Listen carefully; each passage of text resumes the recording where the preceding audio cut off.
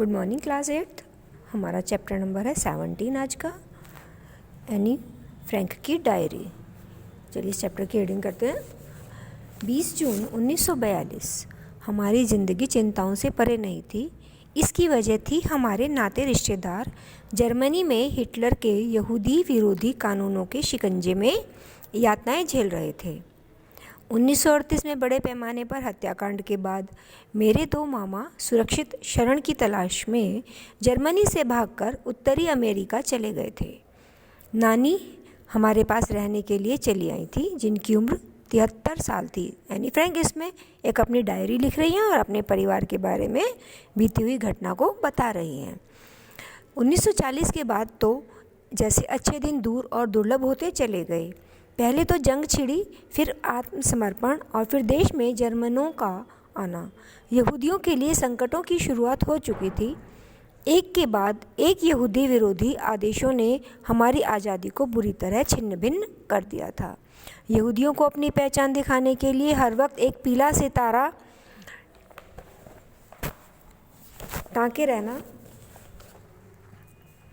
पड़ता था। यहूदियों को अपनी साइकिलें तक जमा करानी पड़ती थी। उन्हें ट्रामों पर चढ़ने की सख्त मनाही थी। स्वयं की कार में चलने तक की मनाही थी। जो यहूदी लोग थे वो वहाँ पर उन्हें कोई भी सुविधा नहीं दी जा रही थी। वो अपनी साइकिलें भी उन्हें जमा करानी पड़ती थी। किसी जो वाहन होते थे उनमें भी चढ़ने की परमिशन उनको नहीं दी जाती थी। खरीदारी दोपहर के 3 से 5 बजे के बीच हो सकती थी। यहूदी नाइयों की दुकानों या ब्यूटी सैलूनों में ही जा सकते थे। वो आम जो सैलून थे या दुकानें थे उनमें नहीं जा सकते थे। रात 8 बजे से सुबह 6 बजे तक गलियों और सड़कों पर नहीं घूम सकते थे। नाटक, सिनेमा या किसी भी जगह के तरह के मनोरंजन कार्यक्रम के लिए कहीं नहीं जा सकते थे। तरनताल, टेनिस कोर्ट या किसी मैदान का उपयोग नहीं कर सकते थे। कहने का मतलब है उन्हें किसी भी तरह की कोई सुविधा वहाँ पर नहीं थी। ईसाइयों से मिलने के लिए उनके घर नहीं जा सकते थे। फिर भी जीवन यंत्रवत चल रहा था। 9 जुलाई 1942 इस दिन हमने ढेर सारी खरीदारी की। मम्मी, पापा और मैं तेज़ बारिश में भीगते हुए आ रहे थे। हम तीनों के कंधों पर बड़े बड़े थैले थे जो अनेक चीज़ों से ठूस कर भरे हुए थे। बहुत सारी शॉपिंग करके आए थे वो लोग। सुबह काम पर जाने वाले लोग हमें बड़ी बेचारगी से देख रहे थे। जब हम गली में पहुंच गए तभी पापा और मम्मी ने धीरे धीरे हमें अपनी योजना के बारे में बताया और तय किया कि हम 16 जुलाई को हम अज्ञातवास में, अगले पेज पर आ जाइए बेटा, चले जाएंगे। अचानक मार्गोट के लिए बुलावा आ जाने के कारण योजना को 10 दिनों के लिए पीछे छोड़ना पड़ा। छिपने की जगह पापा के ऑफिस की इमारत में ही थी। इसे समझ पाना थोड़ा मुश्किल था। इमारत के तल पर बना बड़ा सा गोदाम भंडार घर के रूप में इस्तेमाल होता था। सीढ़ियों के ऊपर बनी जगह से दाईं तरफ का दरवाज़ा घर के पिछवाड़े हमारी गुप्त एनेक्सी की तरफ चला जाता था। कोई कल्पना भी नहीं कर सकता था कि इस सपाट मटमैले दरवाजे के पीछे इतने कमरे भी हो सकते हैं। कोई वहाँ पर क्या बनाया हुआ था उन्होंने, एक तहखाना टाइप जहाँ पर बहुत सारे कमरे थे। सीढ़ियों के दाईं तरफ गुसलखाना और बिना खिड़कियों वाला एक कमरा था जिसमें एक वॉश बेसिन लगा हुआ था। दरवाजे पर मेरे और मार्गरेट के कमरे की तरफ जाया जा सकता था। हम वायरलेस सेट पर इंग्लैंड रेडियो सुना करते थे। हम कुछ भी करें हर वक्त खटका लगा रहता था कि कहीं पड़ोसी सुन न लें, कहीं हमें कोई देख न ले। 21 अगस्त 1942 हमारी गुप्त एनेक्सी सचमुच गुप्त बन चुकी थी। छिपा कर रखी गई साइकिलों के लिए घरों की तलाशी ली जा रही थी। इसलिए मिस्टर कुलगर ने यही बेहतर समझा कि हमारे छिपने की जगह के दरवाजे के सामने किताबों की एक रैक बना दी जाए। यह रैक कब्जों पर झूलती और पीछे की तरफ दरवाजे की तरह खुल जाती थी। हमें जब भी नीचे जाना होता पहले सिर झुकाना होता, फिर कूदना पड़ता। 3 दिन में ही इस बौने दरवाजे की चौखट से टकरा कर हम सब के माथे पर घूमड़ निकल आए थे। क्या वो था, जब बार बार एक ही जगह पर चोट लग रही थी तो वो माथे का हिस्सा जो था उनके फूल गया था। बाहर बहुत ही अच्छा दिन था, साफ़ और गर्म। मौसम कितना भी अच्छा हो, हम अधिक से अधिक यही कर सकते थे कि पूरे दिन अटारी पर फोल्डिंग चारपाई पर पसरे रहें। 8 मई 1944। क्या मैंने तुम्हें कभी अपने परिवार के बारे में बताया? शायद नहीं, तो आज बताती हूँ। मेरे पापा फ्रैंकफर्ट में पैदा हुए थे। उनके माता पिता बहुत धनी थे। एनी फ्रैंक अपने पापा के बारे में बता रही हैं। पापा के पिता माइकल फ्रैंक का एक बैंक था जिसमें वे लखपति बनकर गए थे। वे शुरू से ही अमीर नहीं थे, उन्होंने अपने बलबूते पर धन कमाया। वे सेल्फ मेड आदमी थे।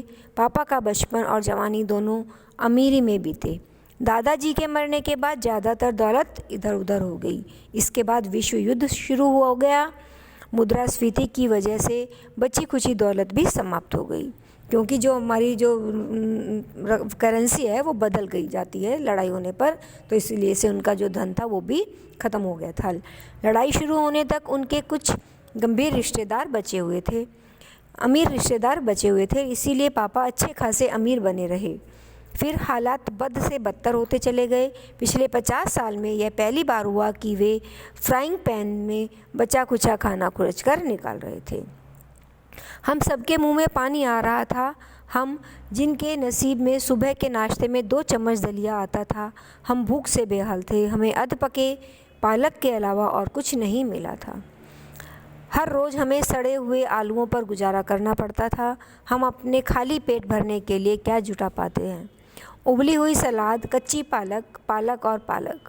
हो सकता है हम सब कार्टून चित्र पोपाय की तरह तगड़े हो जाएं, जो सिर्फ पालक खाता है। हालांकि मुझ में तो ऐसे कोई आसार नज़र नहीं आता। 21 जुलाई 1944। आखिरकार मैं आशावादी होती जा रही हूँ। अब वक्त आ गया है कि चीज़ें ठीक ठाक चल रही हैं, सचमुच। और एक शानदार खबर, हिटलर की हत्या करने की कोशिश की गई, और इस बार प्रयास यहूदी कम्युनिस्टों व या ब्रिटिश पूंजीवादियों द्वारा नहीं किया गया, बल्कि इसके पीछे एक जर्मन जनरल का हाथ था, जो न केवल काउंट है बल्कि युवा भी है। हिटलर ने अपनी जान बचाने के लिए परमपिता परमात्मा का आभार माना है। दुर्योग से वे बच गए। वे इधर उधर से थोड़ा जल गए और एक आध खरोंच आई। उनको जिंदा ही जला दिया था, लेकिन फिर भी वो बच गए थे हिटलर। आसपास जितने भी जनरल या अधिकारी खड़े थे, सब के सब मारे गए या जख्मी हो गए। षड्यंत्र रचने वाले दल एवं मुखिया को गोली मार दी गई। हमें अब तक जो प्रामाणिक सूचनाएं मिली हैं, उनमें सबसे बढ़िया यह है कि कई ऑफिसर्स तथा जनरल युद्ध के से आजिज़ आ चुके हैं।